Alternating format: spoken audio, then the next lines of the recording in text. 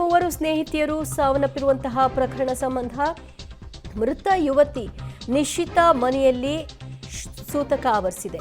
ಮೈಸೂರಿನ ನಿಶಿತಾ 21 ವರ್ಷದಾಕೆ, ಪಾರ್ವತಿ 20, ಕೀರ್ತನ 21. ಮಕ್ಕಳನ್ನು ಕಳೆದುಕೊಂಡ ಪೋಷಕರ ಆಕ್ರಂದನ ಹೇಳತಿರದಾಗಿದೆ. ಫೈನಲ್ ಇಯರ್ ಎಂಜಿನಿಯರಿಂಗ್ ಓದ್ತಾ ಇದ್ದಂತಹ ಸ್ಟೂಡೆಂಟ್ಸ್ ಇವರು ಮಂಗಳೂರಿನಲ್ಲಿ ರೆಸಾರ್ಟ್ ಬುಕ್ ಮಾಡ್ಕೊಂಡಿದ್ರು. ಹೋಗಿ ಒಂದು ಟೈಮ್ ಸ್ಪೆಂಡ್ ಮಾಡಿ ಬರೋಣ ಅಂತ ಗೆಳತಿಯರು ಹೋಗಿದ್ದಾರೆ. ಈ ಸಂದರ್ಭದಲ್ಲಿ ಸ್ವಿಮ್ಮಿಂಗ್ ಪೂಲ್ನಲ್ಲಿ ಮುಳುಗಿ ಪಾರ್ವತಿ, ನಿಶಿತಾ, ಕೀರ್ತನ ಸಾವನ್ನಪ್ಪಿದ್ದಾರೆ. ಕುಟುಂಬಸ್ಥರಿಗೆ ಮಾಹಿತಿಯನ್ನು ಮುಟ್ಟಿಸಲಾಗಿದ್ದು ಕುಟುಂಬಸ್ಥರು ಈಗ ದಿಕ್ಕು ತೋಚದಂತಾಗಿದ್ದಾರೆ. ಚೆನ್ನಾಗೇ ಇದ್ದಂಥ ಹೆಣ್ಮಕ್ಳು ಹಿಂಗಾಯ್ತಲ್ಲ ಅನ್ನುವಂತಹ ನೋವು ಆ ಕುಟುಂಬವನ್ನು ಇನ್ನಿಲ್ಲದಂತೆ ಆವರಿಸ್ಕೊಂಡಿದೆ. ಇವರೆಲ್ಲರೂ ಕೂಡ ಮೈಸೂರಿನ ಮೂಲದವರಾಗಿದ್ದಾರೆ. ನಿಶಿತಾ ನಿವಾಸದಲ್ಲಿ ಸದ್ಯ ಮೌನಕ್ಕೆ ಜಾರಿದ್ದಾರೆ ಕುಟುಂಬಸ್ಥರು. ಆ ಬಾಡಿ ತಗೊಂಡು ಬಂದ ನಂತರದಲ್ಲಿ ಅವರ ಆಕ್ರಂದನ ಹೇಳತಿರದಾಗಿರುತ್ತೆ. ಸದ್ಯ ಎಲ್ಲ ಪೋಸ್ಟ್ ಮಾರ್ಟಮ್ ಪ್ರಕ್ರಿಯೆಗಳೆಲ್ಲ ಪೂರ್ಣ ಆಗಬೇಕು. ಅದಾದ ನಂತರದಲ್ಲಿ ಬಾಡಿಯನ್ನು ಹ್ಯಾಂಡ್ ಓವರ್ ಮಾಡ್ತಾರೆ. ಸದ್ಯ ಪೊಲೀಸರು ಸ್ಥಳ ಮಹಜರು ಮಾಡಿದ್ದು ಮುಂದಿನ ಪ್ರಕ್ರಿಯೆಗಳಿಗೆ ಚಾಲನೆ ಕೂಡ ಕೊಟ್ಟಿದ್ದಾರೆ ಮತ್ತು ರೆಸಾರ್ಟ್ನ ಮಾಲೀಕನನ್ನು ಕೂಡ ವಶಕ್ಕೆ ಪಡೆದುಕೊಂಡಿದ್ದಾರೆ.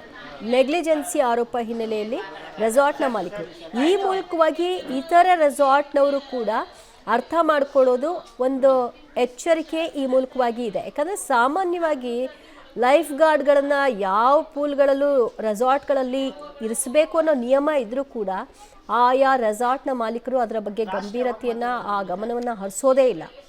ಈಗಲಾದರೂ ರೆಸಾರ್ಟ್ಗಳ ಸುತ್ತಮುತ್ತ ನೀವು ಅಲ್ಲಿ ಎಷ್ಟು ಡೀಪ್ ಇದೆ ಅನ್ನೋದರ ಒಂದು ಫಲಕ ಅಳವಡಿಸುವಂತಹ ಕೆಲಸವನ್ನು ಮಾಡಿ ರೆಸಾರ್ಟ್ನ ಮಾಲೀಕರುಗಳು ಮತ್ತು ಒಬ್ಬ ಲೈಫ್ ಗಾರ್ಡ್ನ ನೇಮಿಸಿ.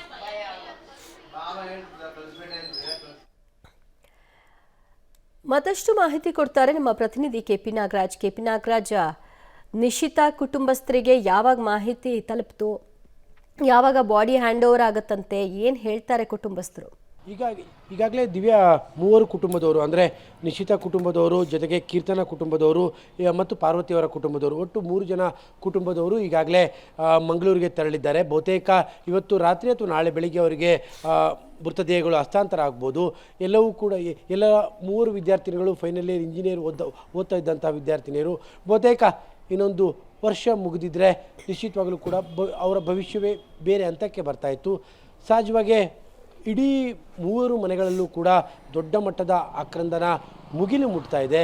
ಏಕೆಂದರೆ ಬೆಳೆದು ನಿಂತಹ 3 ಹೆಣ್ಣು ಮಕ್ಕಳು ಈ ರೀತಿಯಾಗಿ ಮೃತಪಟ್ಟಿರುವಂಥದ್ದು. ಇನ್ನು ಪ್ರವಾಸಕ್ಕೆಂದು ಹೋಗಿದ್ದಂಥ ಅಂದರೆ ಮಂಗಳೂರಿಗೆ ಪ್ರವಾಸಕ್ಕಿಂತ ಈ 3 ವಿದ್ಯಾರ್ಥಿನಿಯರು ಹೋಗಿರುವಂಥದ್ದು. ಈ 3 ವಿದ್ಯಾರ್ಥಿನಿಯರು ಮೈಸೂರಿನ ವಿವಿಧ ಭಾಗದಲ್ಲಿರುವಂಥವ್ರು, ಬಟ್ ಒಂದೇ ಕಾಲೇಜಿನ ವಿದ್ಯಾರ್ಥಿನಿಯರಾಗಿರುವಂಥವ್ರು. ಹಾಗಾಗಿಯೇ ರಜದ ಹಿನ್ನೆಲೆಯಲ್ಲಿ ಅವರು ಬೀಚ್ಗೆ ತೆರಳೋದಕ್ಕೆ ಸಲುವಾಗಿ ಮಂಗಳೂರಿಗೆ ತೆರಳಿ ಅಲ್ಲಿ ಒಂದು ರೆಸಾರ್ಟ್ನಲ್ಲಿ ರೂಮನ್ನು ಬುಕ್ ಮಾಡಿಕೊಂಡು ಇದ್ದರು. ಇವತ್ತು ಬೆಳಿಗ್ಗೆ ಮೋಸ್ಟ್ಲಿ ಬಹುತೇಕ ಈ ಒಟ್ಟಾರೆ ಇನ್ಸಿಡೆಂಟನ್ನು ಗಮನಿಸ್ತಾ ಇದ್ದರೆ ಅವರಿಗೆ 3 ಕೂಡ ಈಜು ಬರ್ತಾ ಇರಲಿಲ್ವೇನೋ.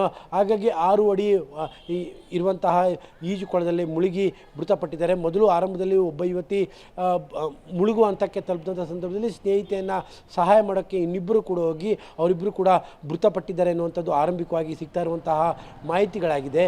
ಈಗ ಸದ್ಯಕ್ಕೆ 3 ಪೋಷಕರು, 3 ವಿದ್ಯಾರ್ಥಿನಿಯರ ಮೃತ ವಿದ್ಯಾರ್ಥಿನಿಯರ ಪೋಷಕರು ಮಂಗಳೂರಿಗೆ ತೆರಳಿದ್ದಾರೆ. ಅಲ್ಲಿ ಬಹುತೇಕ ಇವತ್ತು ರಾತ್ರಿ ಅಥವಾ ನಾಳೆ ಬೆಳಿಗ್ಗೆ, ಯಾಕೆಂದರೆ ಬಹುತೇಕ ಸಂದರ್ಭಗಳಲ್ಲಿ ಸಂಜೆ 6 ಗಂಟೆ ತನಕ, ಯಾಕೆಂದರೆ ಪೋಷಕರು ಅಲ್ಲಿಯ ತಲುಪದಲ್ಲೇ ಮರಣೋತ್ತರ ಪರೀಕ್ಷೆ ಮಾಡೋದಕ್ಕೆ ಸಾಧ್ಯ ಇಲ್ಲ. 6 ಗಂಟೆ ನಂತರದಲ್ಲಿ ಮರಣೋತ್ತರ ಪರೀಕ್ಷೆಯೂ ಕೂಡ ಆಗೋದಿಲ್ಲ. ಹಾಗಾಗಿ ಬಹುತೇಕ ನಾಳೆ ಬೆಳಿಗ್ಗೆ ಅವರಿಗೆ ಮರಣೋತ್ತರ ಪರೀಕ್ಷೆ ನಂತರದಲ್ಲಿ ಮೃತದೇಹಗಳ ಹಸ್ತಾಂತರವಾಗ್ಬೋದು. ಬಹುತೇಕ ನಾಳೆ ಮಧ್ಯಾಹ್ನದ ವೇಳೆಗೆ ಮೃತದೇಹಗಳು ಮೈಸೂರು ತಲುಪುವಂಥ ಸಾಧ್ಯತೆ ಇದೆ. ದಿವ್ಯಾ.